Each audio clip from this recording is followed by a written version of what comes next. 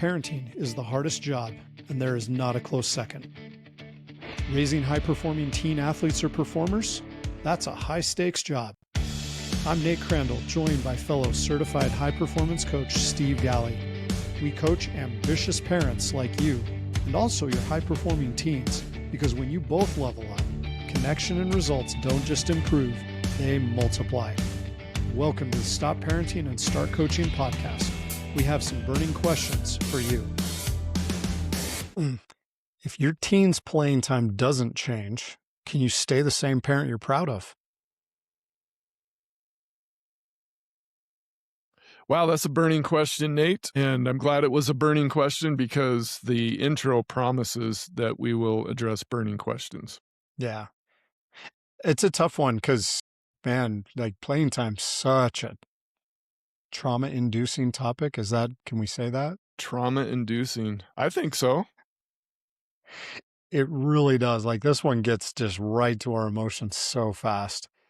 Not only if your son or daughter is not getting the playing time that you would like or you feel they deserve or they have earned, but sometimes people get annoyed with somebody else's playing time on the team. Even if they're getting enough playing time, I've heard the comment over and over again, well, why is Nate playing so much?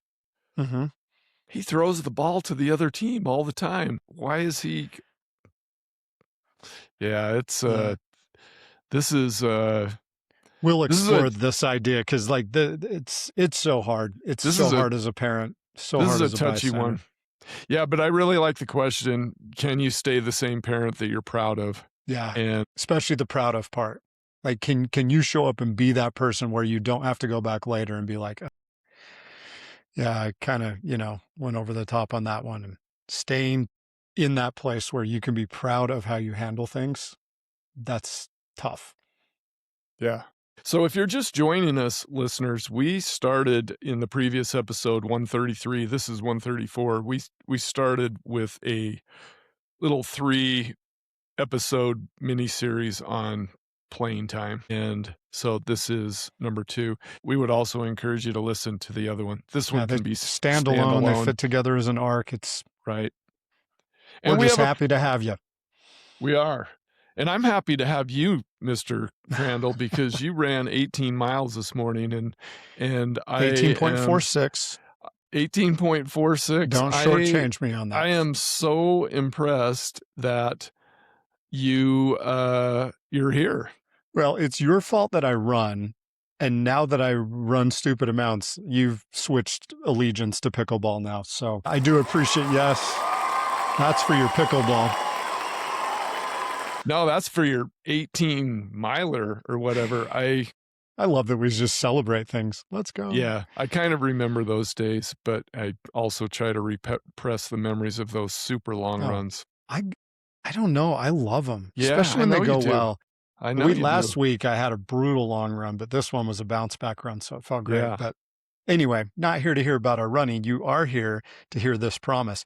If you stick around to the end of this episode, you are going to get one reframe that will really help you to stop rescuing, which is one of the things we want to avoid when we're trying to help our kids be better. But you're going to be able to stop rescuing and be still seen as fully in your teen's corner. I love that. I'm going to fire something at you, Coach Crandall. Fire away. I like being a bullseye. Playing time is a helplessness trigger for high achievers. Yes. What do you think about that? It's a helplessness trigger for everybody. It's an extra level for high achievers because it all comes down to control. So many things in the mental game of life come down to what we can control and what we can't control. And high performers have a love-hate relationship with the things that they can't control. They've learned enough that they can kind of handle them, but they're still driven to try to control as much as they can. And playing time is one. It's totally out of your control. The coach's decisions, totally out of your control. What plays they choose to run, who gets to be first chair, this, that, the other, whatever your kid participates in, this shows up in some way. See, when you said it's totally out of our control, my brain started working on how I could control this. Yeah. Well, we bribery. We feel like we may be able to control it, and so we pursue some of those avenues. If I, as a parent, if I really participate in the program and I do this and this and this and this, I may be able to kind of influence the coach's decisions. Or if I make this contribution, or if I do this or say that, or if I talk to the admin, we try to find ways to control it and we can't. And so it's just this intense reactive subject that really is hard to deal with. Very challenging. So how do we start?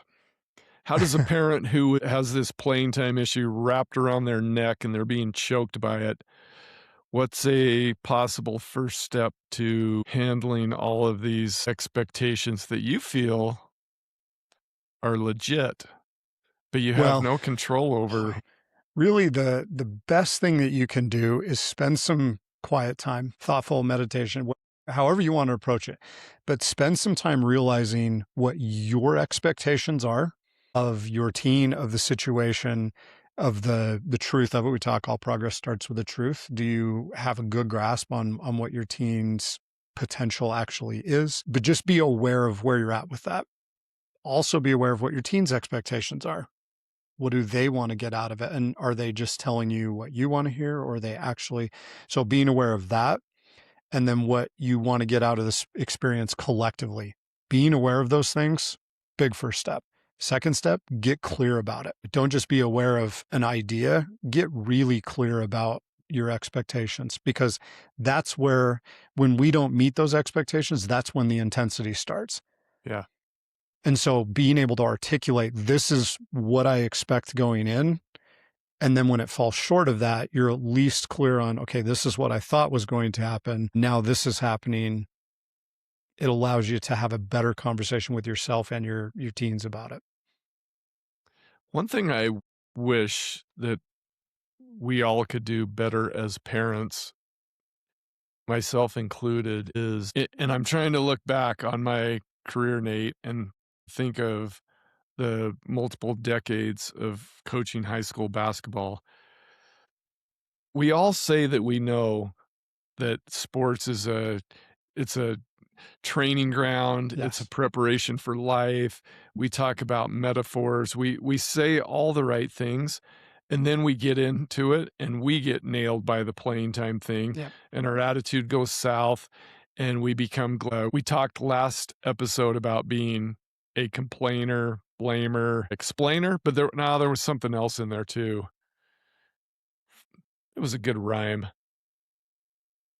But if we really truly understand that when your kid is in a team sport, they're learning life skills when they have to deal with the playing time issue.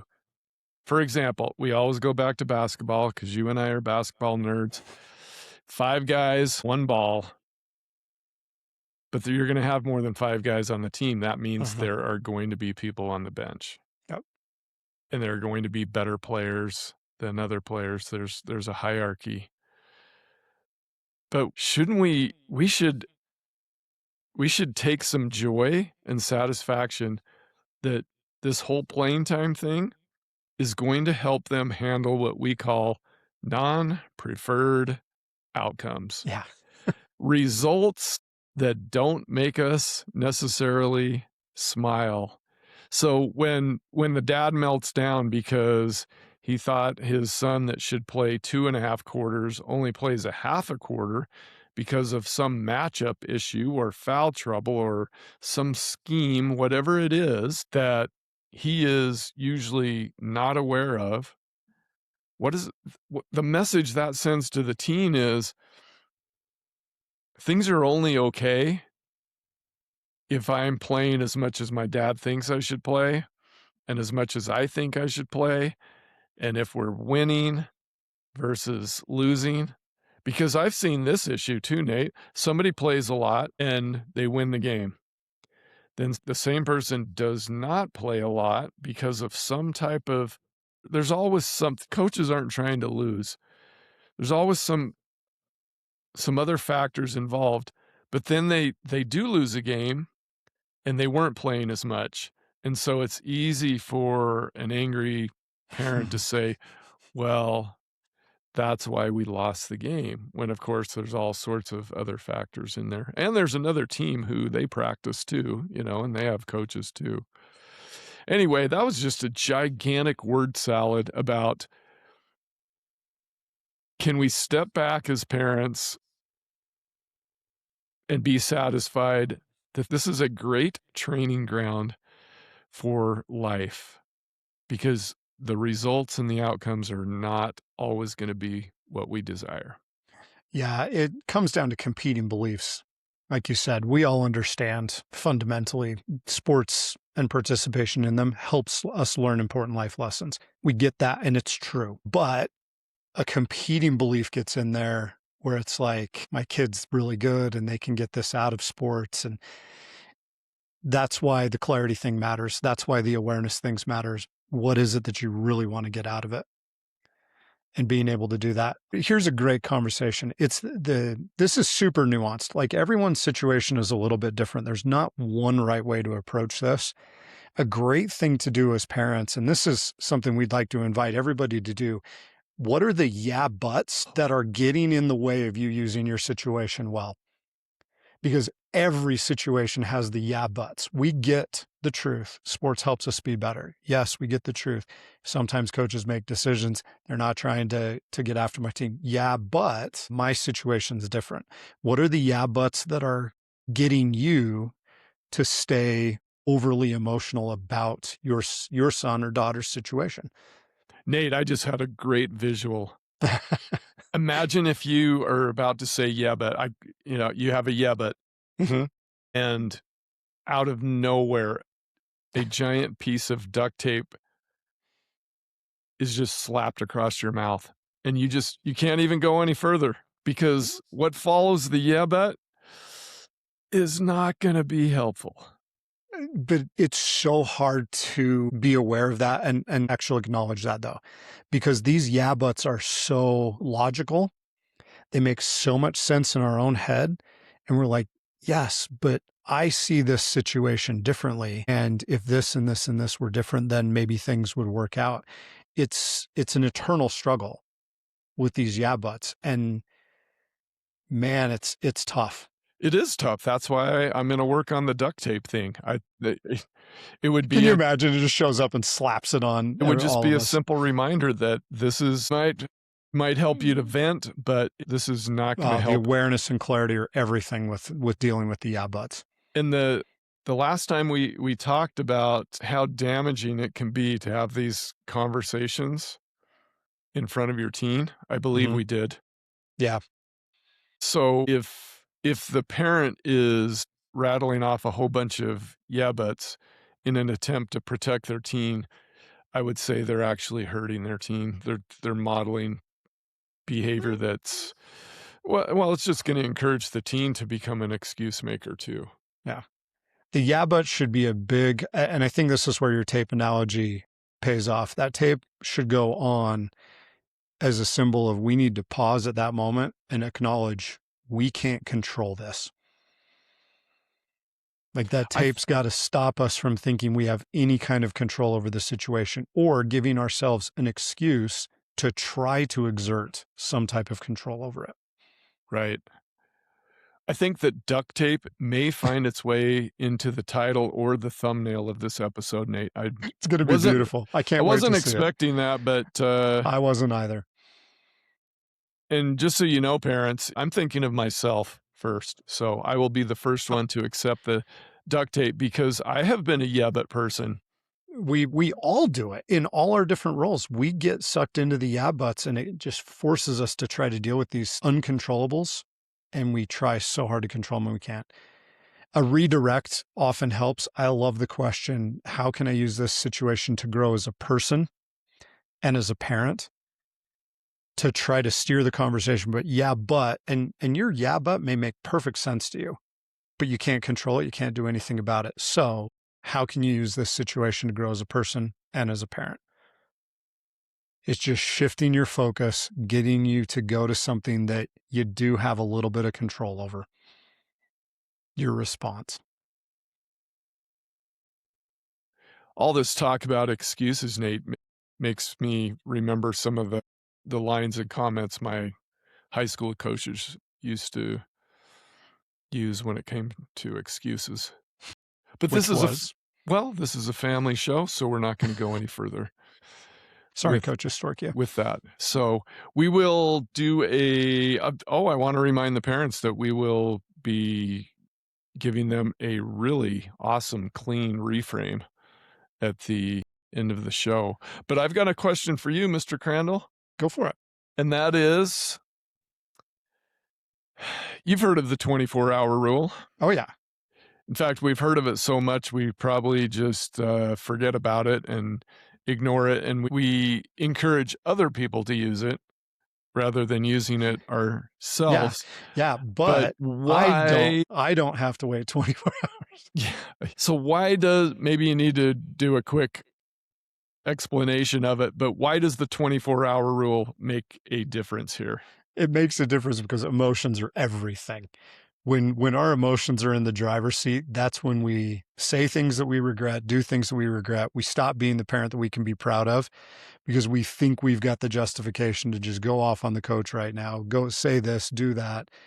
And that 24 hours where you can pause, decompress, get back in touch with why you're doing this, why your kid's playing, and breathe. Just get yourself grounded emotionally, and it helps. And that's why the 24-hour mat, like it's talked about like every coach's meeting. I think all coaches have that as a rule. I think most athletic departments have it as a blanket rule for all programs, but it's there for a reason. And it's important to remember it's there for emotional recovery. So we can get our foundation back before we have conversations.